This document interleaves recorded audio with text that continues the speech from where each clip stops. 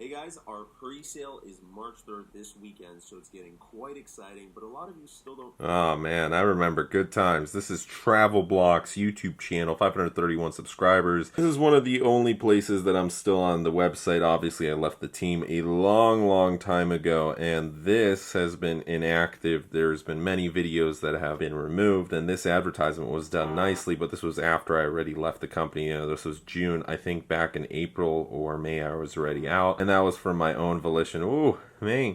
So I'm not sure where they got this actress or the actors, because I remember there was a series done with a couple, I guess, or they were playing a couple, and they were using hotels through TravelBlock, getting some discounts, and they were traveling around. And it was done nicely. I'm guessing it was a marketing company through a YouTuber that I brought on board. Not only did he run a 50,000 subscriber YouTube channel, but he also had a team behind him back in Spain. And I was one of the main marketing guys, but then I left, so somebody had to replace me. And it was also still during the sale, so it was a rush. They had to get a lot of people. And today we're going to be discussing about TravelBlock. I know this video has been well overdue. I'm going to be honest about it. I know you guys lost money. I lost money. They lost money. Everybody lost money. So I'm going to get that out of the way.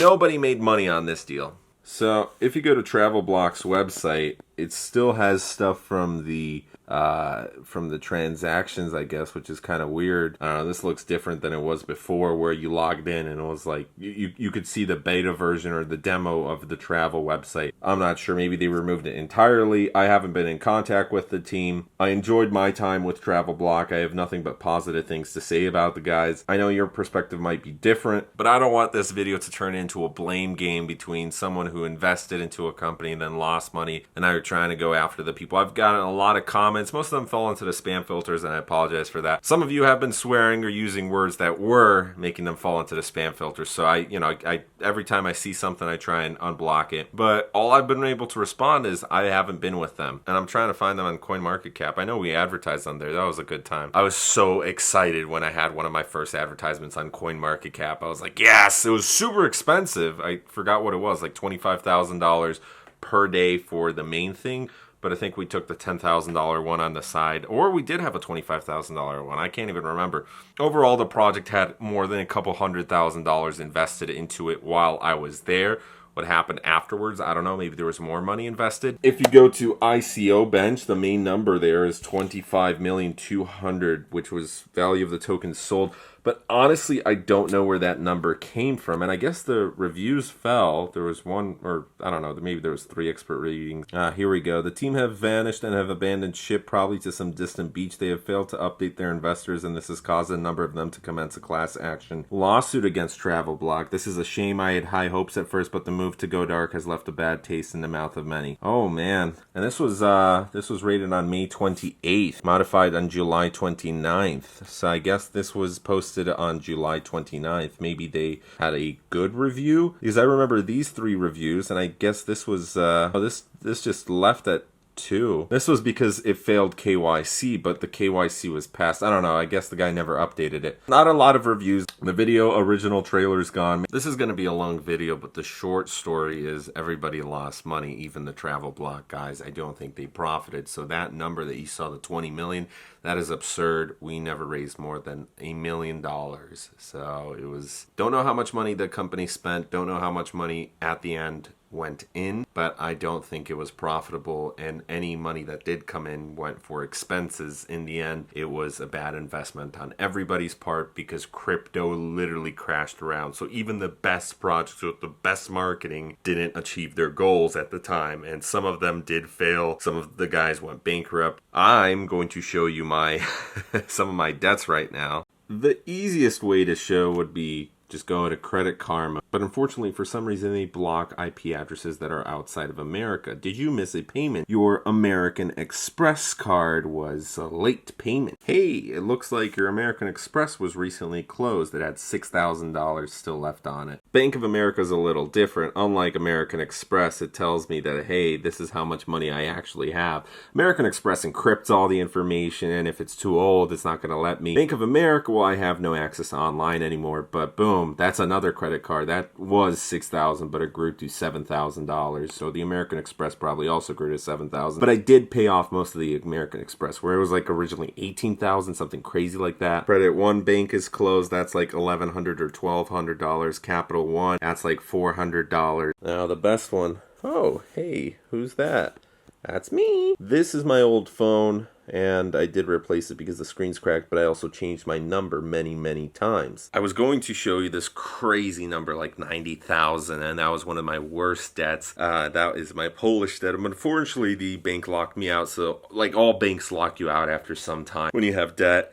So over the past 2 years, there has been a month where my internet has been shut off. There's been multiple months where my phone has been shut off, so I had to buy a new SIM card with a different company, and I didn't pay off the old company because, what am I supposed to pay from? I also switched internet multiple times, and I didn't pay for, like, the mobile routers and stuff. It's like, there's so much stuff. I even didn't pay a full fee from 2 years ago for renting, and, there's just fees everywhere. Altogether, it's way more than $50,000 now. But that 50 has been hanging over my head for a long time. $50,000 in debt. So many credit cards, so many loans. Okay, so I found the details. There's my $5,000 equity.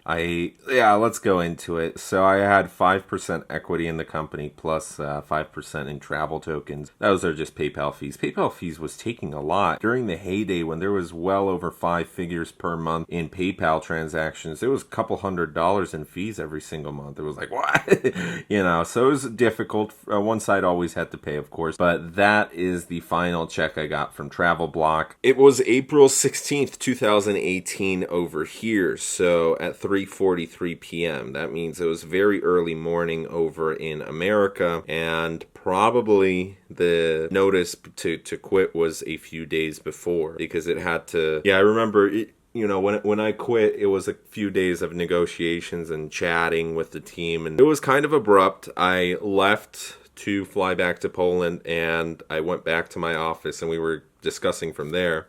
And let me tell you the truth, I panicked. I had no idea what was going on. The team was angry at me because $5,000 isn't a lot of money. And I actually discussed with other people on Skype that there was other investors who at the time might have bought my 5% equity for a much larger sum. The maximum would probably be $100,000. The minimum would be 5 figures. I definitely undersold myself, undervalued the entire team and the company, because a 5% $5,000 valuation means the company's worth $100,000, and the team invested more than a couple $100,000. Now, of course, some of those were expenses for the team members, and that shouldn't be discounted, but it should be looked at a little bit differently. For example, when you're traveling, are you flying business class or economy? When you go out to eat, what restaurants are you eating at? Probably the luxurious ones. What kind of alcohol? All the Ubers. There was a lot of Ubers from here to there. There was a lot of equipment. The equipment makes a lot more sense, but all of this factors in. However, don't let me discount what was really invested. And there was tens of thousands of dollars on an advertisement here, tens of thousands on an advertisement there. All the main marketing companies for cryptocurrencies at that time, when they were promoting ICOs, they were spending hundreds of thousands of dollars per month. The largest ones were able to do that with a single ICO sometime per month. So if you had an ICO sale running for a few months, or preparations a few months beforehand, and the sale running a few weeks, some of these guys were spending millions and millions and millions of dollars on an ICO. And of course, if the ICO collected $50 million, but they invested $5 million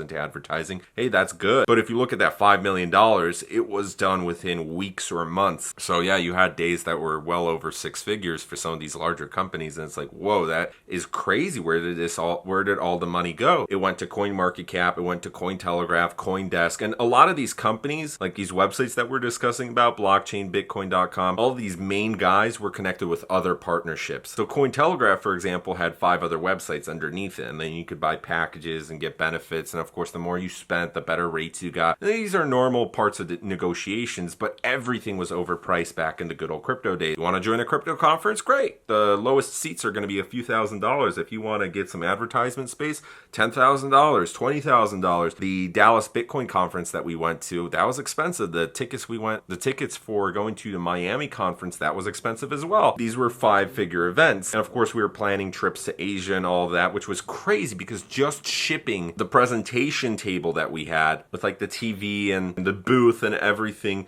just shipping that, disassembling it, putting it into these big crates and shipping that to Asia and then shipping it to other conferences. We're talking about 5-figure expenses, and you had to plan that into the budget. So initially the idea was, all right, well, let's see if we can make an ICO with $100,000. And then 100,000 quickly rose to 200,000. Then it quickly rose to 300, 500,000. I think that happened with a lot of companies. At the very beginning, you could have made an ICO with only $100,000 budget. And some of these guys did, and they made millions of dollars. And then you had the big boys come in where they were investing $500,000 and they were making $5 million, $10 million. And then you had ICOs that were breaking $50 million, $60 million, $70 million, $80 million. Even Indahash, the ICO here, which was one of my downfalls, which we're going to discuss. I can't remember the exact amount that they collected. It was like $30, $40 million. And then Bitcoin and everything rose up in Ethereum. But at the end of the day, after that rise, after that pump, we're discussing about like $60 million for a company that is based in a country where the average person is making a couple $100. There was companies from Mexico, there was companies from Russia, from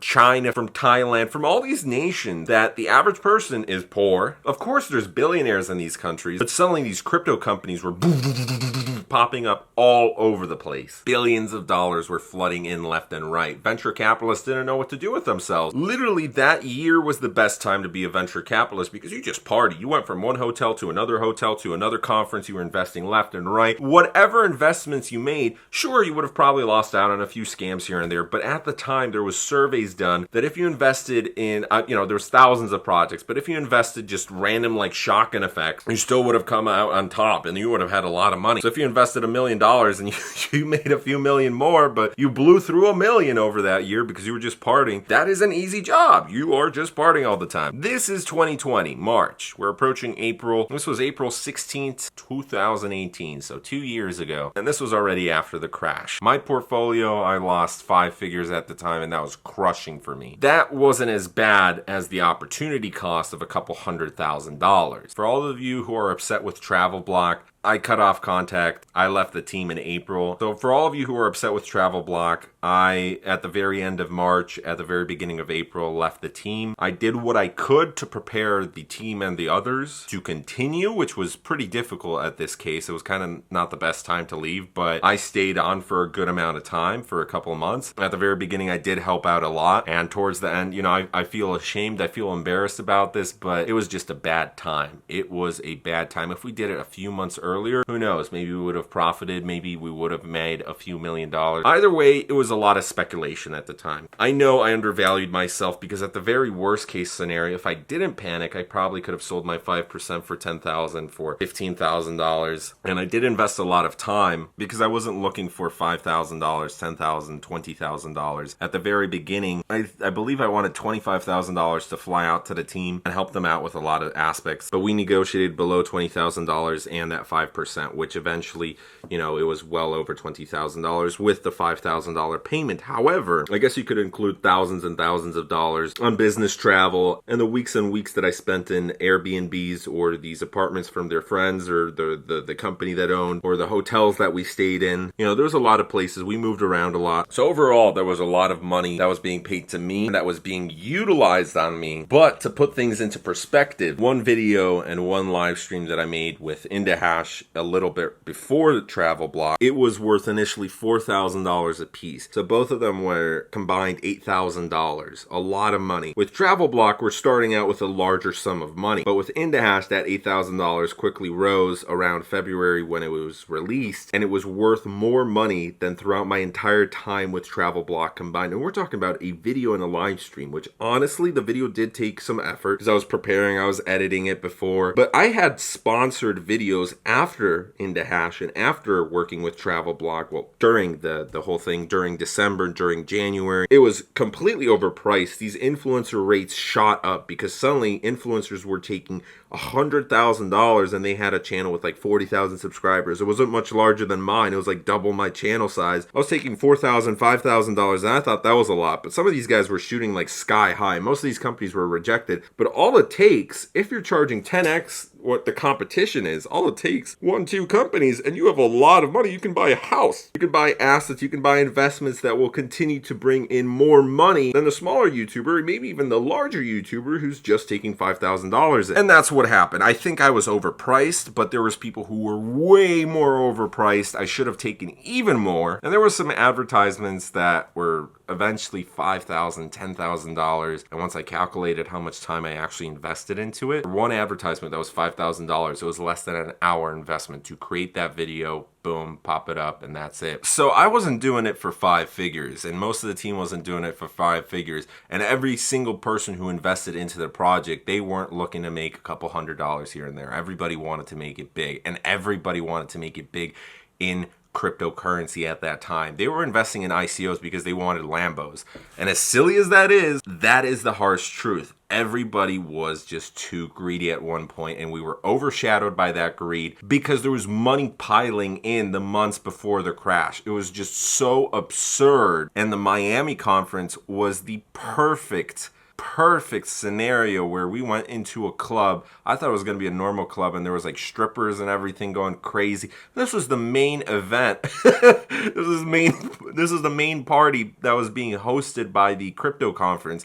And there was like Lambos outside, and then later there was after parties at like these millionaire mansions with these crazy antiques and vintage Ferraris, and everyone's like, what is going on here? This is just insane. This is not real life. It was a surreal experience, and ultimately I blame myself for making a lot of mistakes. I panicked. I left TravelBlock because I wanted to fix what was going on with my own personal portfolio. I wasn't able to fix it. I fell into debt. And once I knew I was in debt, which was already around the time that I felt something was off with the TravelBlock sale, and I felt something was off with all ICOs in general, I was like, yeah, most of these projects are going to fall right now. Like, crypto's not going to come down, but it is a crash. It is a crash at this point where for the first month I was numb to it. I was like, this isn't going to happen. Everything's going to be fine. It's going to bounce back. It's going to bounce back soon. In a few weeks, everything's going to be all good. Something that highlights this, I took the $5,000. I was like, all right, I went to another company and I accepted my payments fully in crypto because I expected it to go up. And I was planning still my Mercedes G-Class or whatever. And I should have taken the payments in cash because I would have been getting paid $5,000. What I got paid here for the company equity, I would have gotten it for every single month guaranteed for the next 12 months. So a $60,000 deal. I was looking for $120,000. I was still greedy around April, and my $5,000 turned into $500 per month. And at that point, you realize how I lost a couple $100,000 in opportunity cost because suddenly not only are companies paying much less, but companies are just disappearing left and right. So they're not even willing to advertise anymore because you don't even have these companies anymore. So everybody's losing money. Money is just burning left and right. And a few months after that, after the fallout cleared, I know some companies disappeared. I have no idea what happened to the TravelBlock team afterwards. Obviously, you've seen what happened to me. You know, all the profit I made was wiped out. So now I make like $200, $300 a month, and this is 2 years later. So I don't think I ever truly recovered from what happened in the crypto crash. And that's why I haven't been really talking about it, because there's not much to talk about. It's just a traumatic experience, and I'm trying to learn it. I'm trying to learn from it. I made a lot of mistakes, but all in all, I burned through $150,000, most likely. You know, I'm still $50,000 in debt. The debts are growing. I'm not paying the debts. I have nothing to pay the debts with. So technically, if I could go bankrupt, I would, but that's not even an option because... Anyways, thanks for tuning in. My name is Michael or Kubera, and the last thing I wanted to show you, minus 99.2%. Imagine having 100K, losing 99,200. This is just one company, and there was exponential growth from all the crypto. Bye.